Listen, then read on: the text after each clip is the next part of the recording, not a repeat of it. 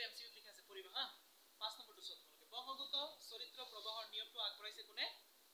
5 নম্বৰটো মেন্ডেল বংশগত চৰিত্ৰ প্ৰবাহৰ নিয়ম আগবঢ়াইছে মেন্ডেল তে দেখিছিল মটৰ মাহৰ চাপৰ হৈ গৈছিল বাগছ প্ৰথম প্ৰজন্মত গুটিখিনি উখ হৈছিল তাৰ পিছত এটা চাপৰ তিনটা উখ হৈছিল মনত আছে এটো মেন্ডেল আগবঢ়াইছিল কোনো এটা প্ৰজন্মৰ 6 নম্বৰ কোনো এটা প্ৰজন্মৰ পৰা পৰৱৰ্তী প্ৰজন্মলৈ বংশানুক্ৰমিক চৰিত্ৰ প্ৰবাহক কি বোলে বংশগতি মানে বংশগত চৰিত্ৰ প্ৰবাহিত হলে তাক কি কয় বংশগতি গতিকে এটা প্ৰজন্মৰ পৰা পৰৱৰ্তী প্ৰজন্মলৈ বংশানুক্ৰমিক চৰিত্ৰ প্ৰবাহক বোলে বংশগতি আকৌ এটা প্ৰজন্মৰ পৰা আনটো প্ৰজন্মলৈ বৈহাদ্ৰিকতাবোৰ প্ৰবাহিত হলে কি বোলে ক্ৰমবিকা বৈহাদ্ৰিকতা প্ৰবাহিত হলে কিন্তু বংশগতি নহয় প্ৰাকৃতিক নিৰ্বাচনৰ দ্বাৰা প্ৰজাতি উৎপত্তিৰ ধাৰণা কৰাইছিল প্ৰজাতি উৎপত্তিৰ ধাৰণা কোনে কৰাইছিল চাৰ্লছ ৰবাৰ্ট ডাৰউইন কোনে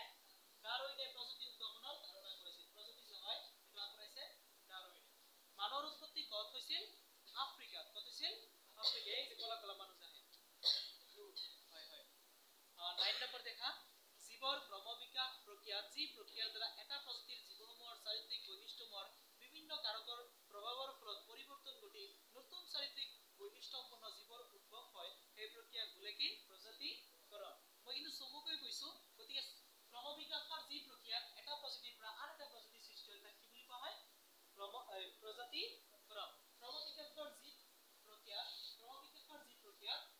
এটা প্ৰজাতিৰ পৰা আন এটা প্ৰজাতিৰ সৃষ্টি হয় তাক কি বোলে প্ৰজাতিকৰণ এটো কিন্তু দীঘলকৈ লিখা আছে এটো আহিছিল ধৰক জীৱৰ ক্ৰমবিকাশৰ যি প্ৰক্ৰিয়া কোনো এটা প্ৰজাতিৰ জীৱসমূহৰ কি হ'ব লাগিব চাৰিত্ৰিক বৈশিষ্ট্যবিলাকৰ পৰিৱৰ্তন